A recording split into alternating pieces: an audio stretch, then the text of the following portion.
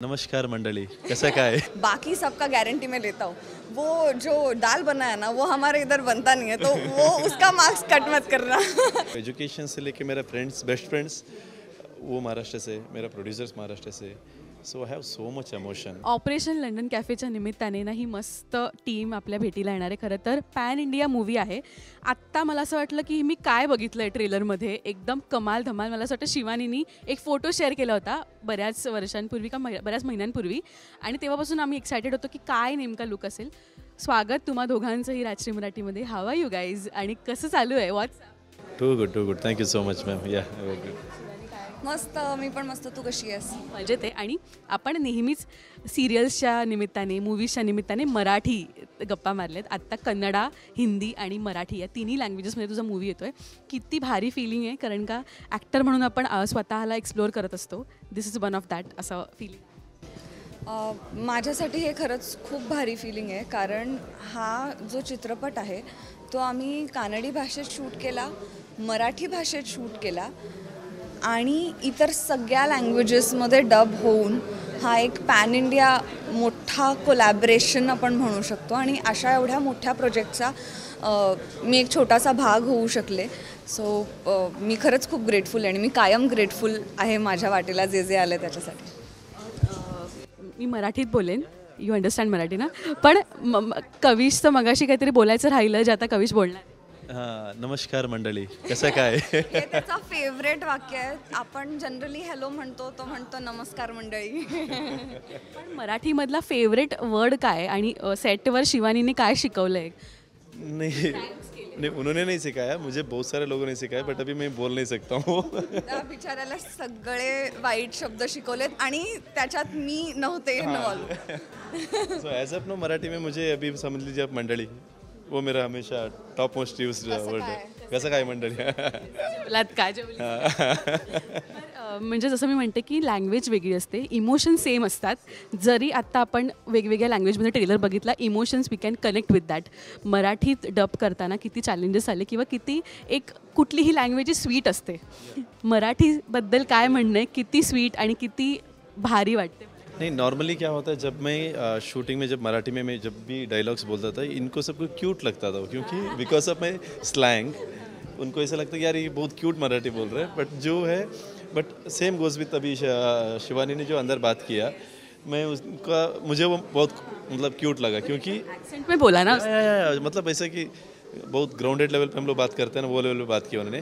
But though language का beauty वही है. जब मैं शिवानी से बात करता हूँ या महाराष्ट्र में किसी से बात करता हूँ तो, या ये कन्नड़ा में बात करता हूँ, हमारे लिए क्या लगता है कि यार हम कुछ अलग फील शेयर कर रहे हैं. क्योंकि नॉर्मली हम अदर लैंग्वेज से बात करते तो वो समझ में नहीं आता, बट जब उसमें काम करने के बाद और वो डायलॉग सीखने के टाइम हमने, जब भी मुझे मराठी में कोई प्रॉब्लम है तो मैं जाता था, मैडम बताओ क्या सीन है, उनको कन्नड़ा में चाहिए. तो इवन हमारा जूम कॉल होता था.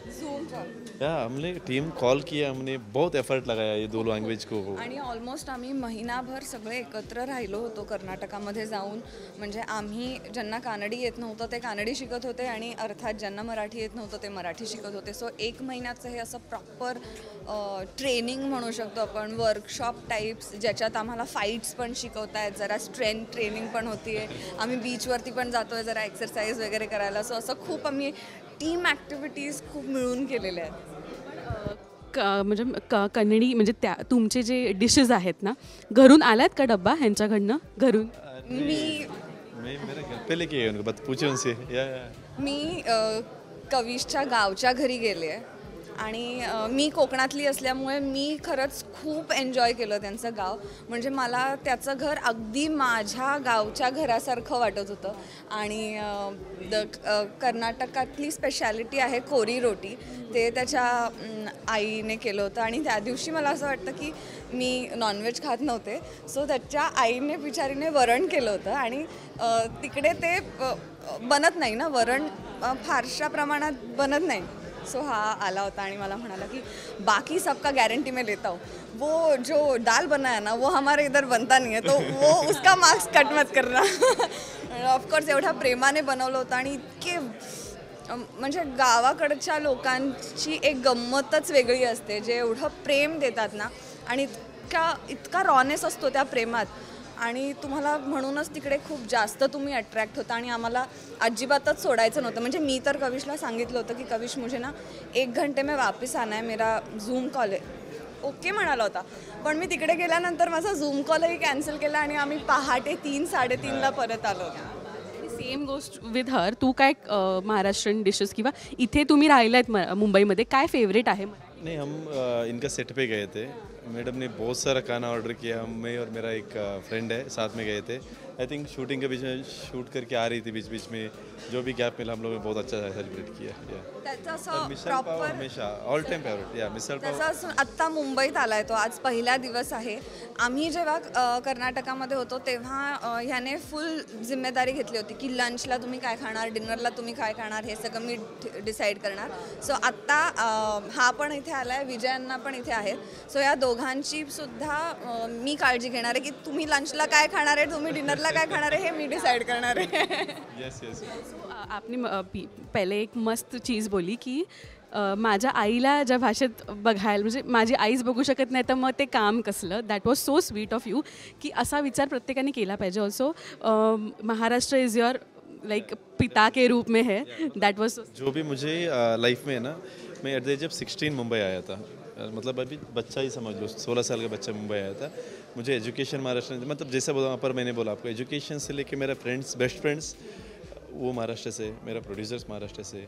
So I have so much emotion. मतलब मैं आपको बता नहीं सकता हूँ. लिटरली जब मैं अंदर बात कर रहा था मुझे गूज़बम्स आ रहा था, क्योंकि मैं इमोशनली डे 1 से ऐसे ही शेयर कर रहा था इनसे कि मुझे मराठी में क्यों करना है. क्योंकि आई जेन्यूनली फील कि जब मैं नहीं रहूँगा ना, फिर भी कवि शेट्टी का नाम महाराष्ट्र में होना चाहिए, क्योंकि महाराष्ट्र ने सब कुछ दिया है मुझे. हा इतकं छान बोलतो आणि मी मगाशी पण तेच म्हणाले की आपल्या शहराबद्दल, आपल्या भाषेबद्दल जर एखादा माणूस वेगळ्या प्रांतातनं येऊन आपल्याविषयी, आपल्या भाषेविषयी इतकं छान बोलतोय, तर आपण अशा मंडळींबरोबर काम का नाही करायचं, हा एक बेसिक थॉट होता माझ्या डोक्यात. एक्चुअली क्या है ना, जब मैं मुंबई आया तो मैंने कैंटीन में काम शुरू किया. महाराष्ट्र ने मुझे इतना सिखाया ना लाइफ में, ये जितना भी मैं बोलता हूँ वो कम है मेरे लिए, क्योंकि आई जेन्युइनली मीन दैट. आणि मराठी लोक प्रेमात कधीच कमीपणा दाखवत नाहीत, प्रेम बरसवत असतात. प्रेम म्हणजे आपण सगळेच. पण जाता जाता अभी जाते जाते इसका कन्नडा तो सुनना ही पडेगा ना, काहीतरी तुला बोल. न्यू हेसरू शिवानी सुरू. माझं नाव खूप डिफिकल्ट होत आहे. Thank you so much guys and all the very best. जोरदार प्रमोशन सुरू आहे आणि मूवीसुद्धा खूप बॉक्स ऑफिसवर गल्ला करणार आहे. थँक्यू आणि all the best. Thank you so much. Thank you.